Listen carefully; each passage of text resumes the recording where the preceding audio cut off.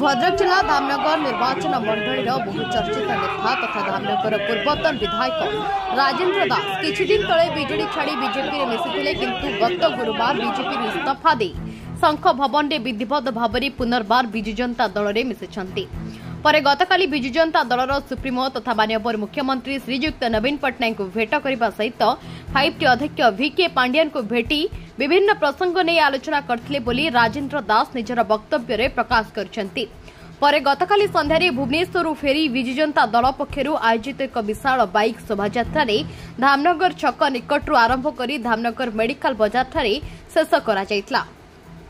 परे धामनगर विज्ञापित अंचल विजु जनता दलर कार्यालय ठारे एक स्वागत संबर्धना कार्यक्रम अनुष्ठित होता। ए कार्यक्रम में राजेन्द्र दास समेत धामनगर पूर्वतन विधायक श्रीजुक्त मुक्तिकांत मंडल,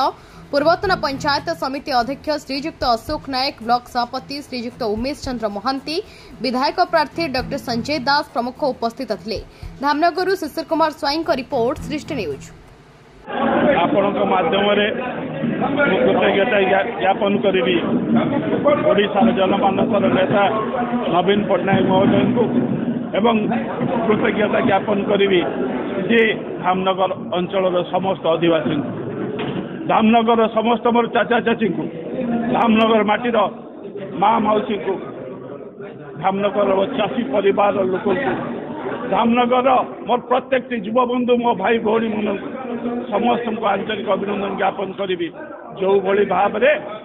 जे नवीन पट्टनायक हाथ मुठा को टाण करने विजु जनता दल प्रार्थी मानक विपुल संख्यार समर्थन जनाऊँ सहयोग प्रदान कर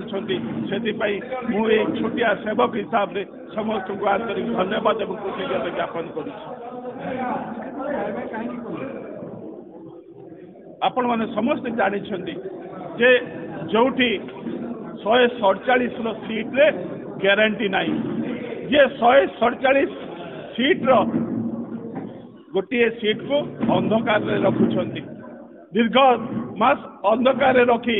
से किभली भाव में ओडिशार जनसाधारण को सुशासन दे पारे आपण मैंने अनुमान करूँ।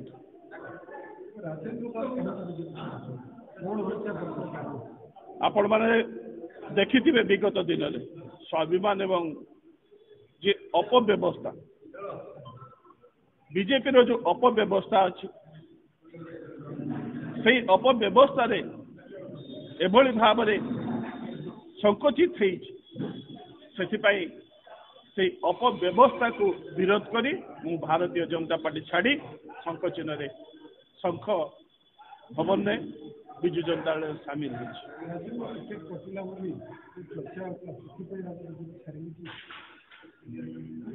बीजेपी छाड़ी अपव्यवस्था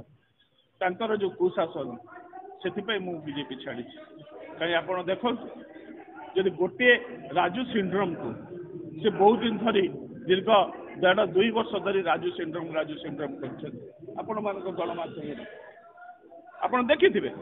सब TV national TV Raju syndrome कर गोटे राजू दास को कौटी मैनेज कर जदि मैनेज कले तापर पुणी कौन ये अपव्यवस्था भितर जन को स्वाभिमान को नष्ट कर जन परंपरा को जो गणतंत्र देश में ये विराट गणतंत्र गणपर्व से गणपर्व जन को सुजोग सुविधा देवाई कंठरोध कहीं मुझे अपव्यवस्था मु भारतीय जनता पार्टी छाड़ी स्वाभिमान लड़े आज से धामनगर माटी मार स्वाभिमान रक्षा करने पुणी संगठित आम वाद विवाद थिला आज सान भाई तक बड़ भाई केमी देखुं डॉक्टर संजय दास बहुत मु खुशी धामनगर निर्वाचन मंडल विजु जनता दल बहुत गर्वित एवं जेहेतु बड़ भाई राजू भाई पूर्वतन विधायक धामनगर से निज घर को बाहुड़ी या द्वारा विजु जनता दल धामनगर रे सुसंगठित होती सुदृढ़ होती आगामी निर्वाचन फल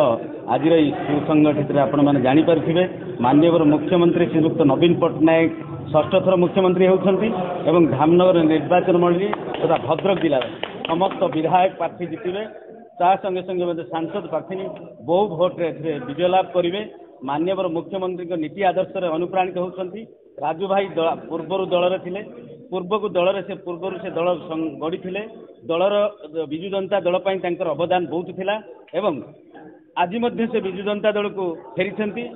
जहाँ जना पड़ुछि आपण माने जानि पारुथिबे जे आगामी 2024 साधारण निर्वाचन में आम समस्ते एक समस्ते यूनाइट माननीय मुख्यमंत्री श्रीयुक्त नवीन पट्टनायक महोदय को षष्ठ थर मुख्यमंत्री करेबू एवं भद्रक जिलार समस्त विधायक प्रार्थी एवं सांसद प्रार्थी को जिताइबू।